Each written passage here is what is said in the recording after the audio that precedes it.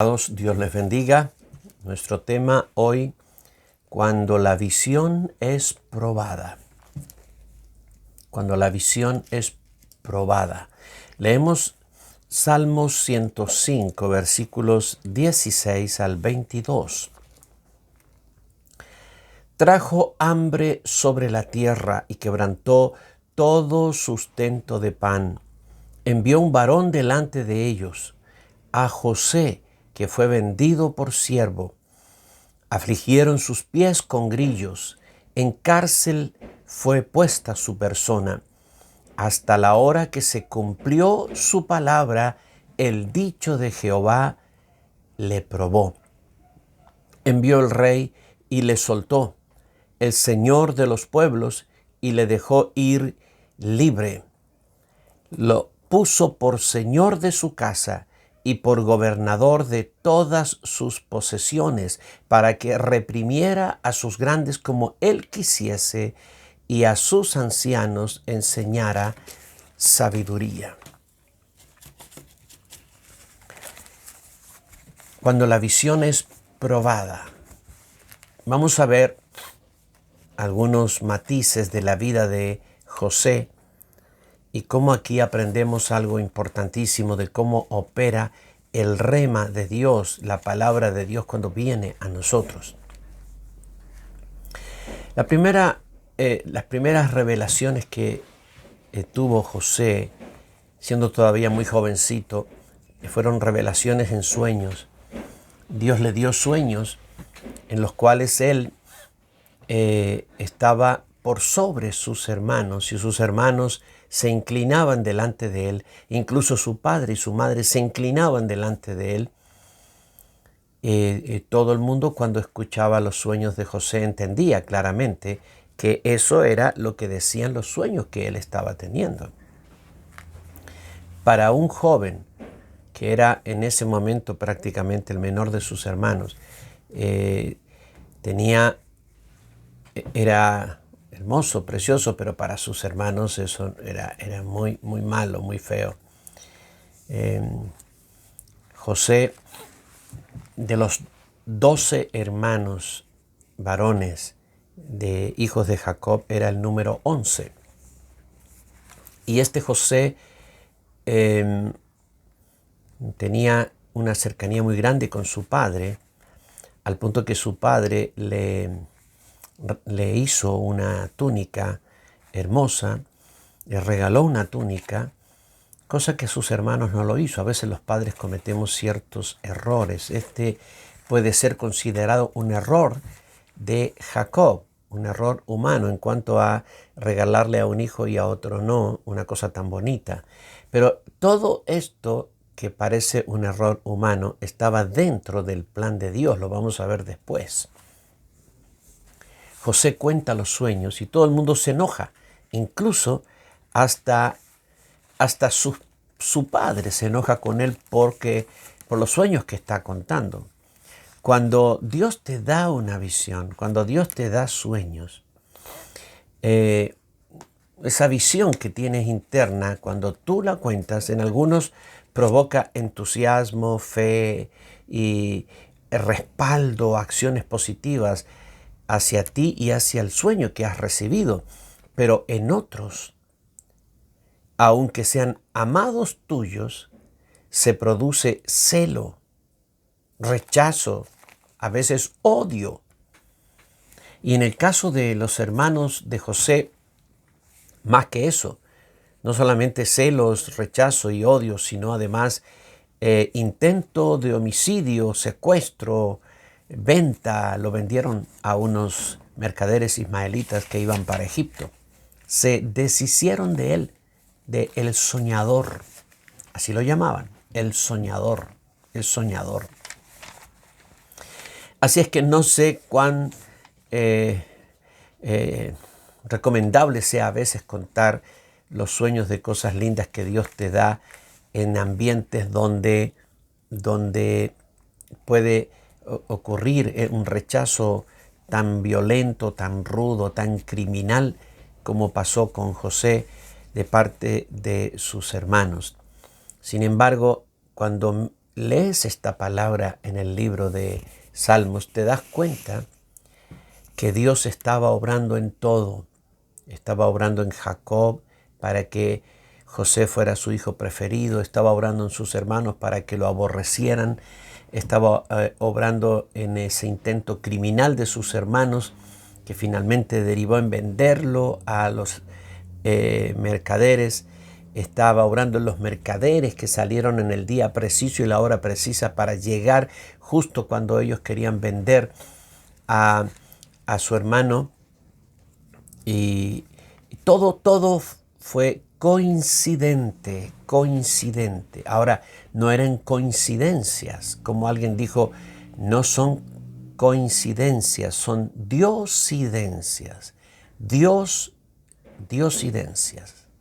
Es decir, Dios prepara todo para que todo coincida, para que todo esté alineado, para que su propósito se cumpla. Su propósito era que José fuera llevado a Egipto, para que José años más tarde fuera levantado como ministro de Economía de Egipto y tuviera el control y el poder de todo el sustento de ese país, para que con ese sustento pudiera sustentar a su propia familia, que iba a sufrir una gravísima sequía.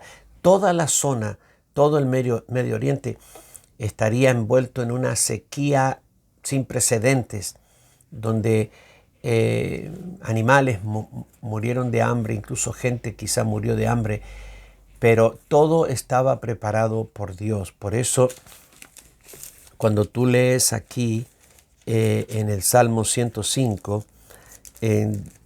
dice, trajo hambre sobre la tierra, Dios trajo hambre sobre la tierra, quebrantó todo sustento de pan. Sí, pero años antes envió un varón delante de ellos, a José, que fue vendido por siervo. Afligieron sus pies con grillos, en cárcel fue puesta su persona hasta la hora que se cumplió su palabra. El dicho de Jehová le probó. Envió el rey y le soltó el Señor de los pueblos y le dejó ir libre. Lo puso por señor sobre su casa, por gobernador de todas sus posesiones, y le dio autoridad inmensa. Entonces, entró a Egipto como un esclavo. Qué desagradable. Una persona que ha tenido sueños de grandeza dados por Dios, ahora es un esclavo. No imagino los pensamientos de este joven José, vendido como esclavo por sus hermanos. ¿Qué habrá sentido en su corazón? Y entrar, ser desarraigado de su vida, de su tierra, de su casa, de su padre, y perder todo eso por haber contado los sueños que contó y haber sido tratado tan malamente por sus hermanos al punto que querían matarlo. Finalmente lo venden y él entra a Egipto así, de esa forma. Luego parece que las cosas se arreglan, va a trabajar como esclavo en la casa de un hombre importante llamado Potifar. La mujer de Potifar se enamora de él, lo acosa, lo seduce. Finalmente José huye de la mujer. La mujer lo acusa de haber querido abusar de ella y él va a parar a la cárcel. Ahora mira, en la cárcel de Egipto, un foso profundo, maloliente, oscuro. ¿Qué puede pensar un joven que ha recibido visiones de grandeza? ¿De qué forma puede pensar él que el plan de Dios está en eso? ¿Está en eso el plan de Dios? ¿Estaba Dios en la venta de José a los ismaelitas? Claro que lo estaba. ¿Estaba Dios en el odio de sus hermanos hacia él? Claro que lo estaba. ¿Estaba Dios en el hecho de que fuera a trabajar a la casa de Potifar? Sí, Señor. ¿Estaba Dios en el enamoramiento de esa mujer y el acoso que sufrió José y el rechazo que hizo José a esa mujer, y luego ir a parar a la cárcel. ¿Estaba Dios ahí? Claro que lo estaba. Dios estaba en todo eso. Más que eso todavía, el dicho de Jehová. La palabra de Jehová estaba ahí operando, ¿no? Tuvo una prueba de años. Fue esclavo por años en la cárcel, esclavo encarcelado, ¿no? Pero él era preso de una visión. La palabra de Jehová lo probó, el dicho de Jehová lo probó. Cuando Dios te da una palabra, esa palabra se convierte en una carga para ti, se convierte en la carga de Dios, se convierte en un fuego dentro tuyo que te lo quisieras sacar a veces porque es tan fuerte dentro, a ti te emociona, te motiva, te entusiasma, pero te trae problemas con otra gente y quisieras dejar de creerlo. Pero es una visión divina, una convicción, una pasión adentro que no te suelta, ¿no? José fue literalmente atrapado por la visión de Dios, atrapado por el dicho de Jehová, por el rema de Dios. Hay un poder capturador en el rema del Señor, un poder que te captura, te posee, el rema te posee. No es que tú lo poseas, que tú lo creas y lo poseas. El rema te posee a ti, y se apodera de tu vida y empieza a conducir tu vida. Y ya no conduces tú tu vida. José nunca más condujo su vida desde el día que recibió los sueños y la palabra. Ahora la palabra condujo su vida. El rema hizo todo lo que sucedió, todo lo produjo el rema de Dios, lo bueno y lo malo. Él fue atrapado por este rema. Y tienes que saber que dentro del rema de Dios, escondido dentro de él está el programa de realización de esa promesa o de esa palabra. Dentro del rema está como un código secreto interno, está el día, la hora, el lugar y la manera en que esa palabra se va a cumplir. Todo está dentro de ese rema, ese código, ese mandato secreto. Dentro del rema también está el programa de preparación y disciplina del siervo del Señor para que esté listo para esa hora.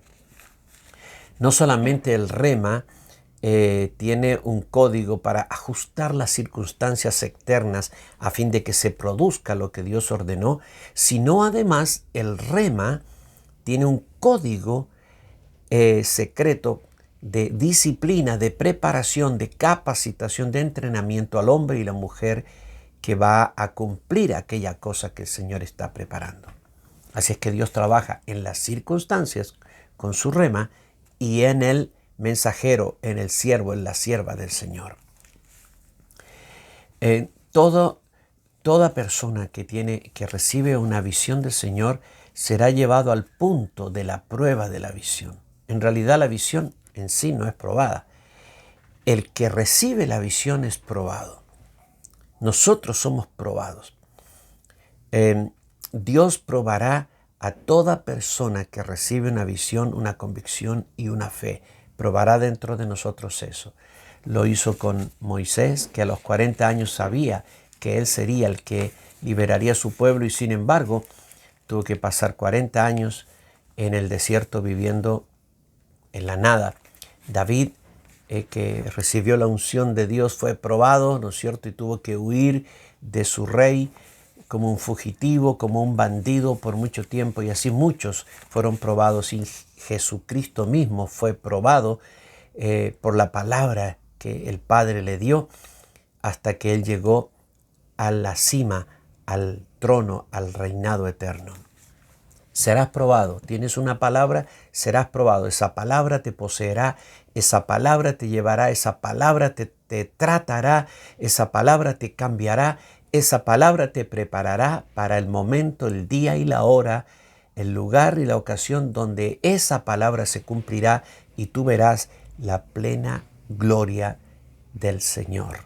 Alabado sea nuestro Dios.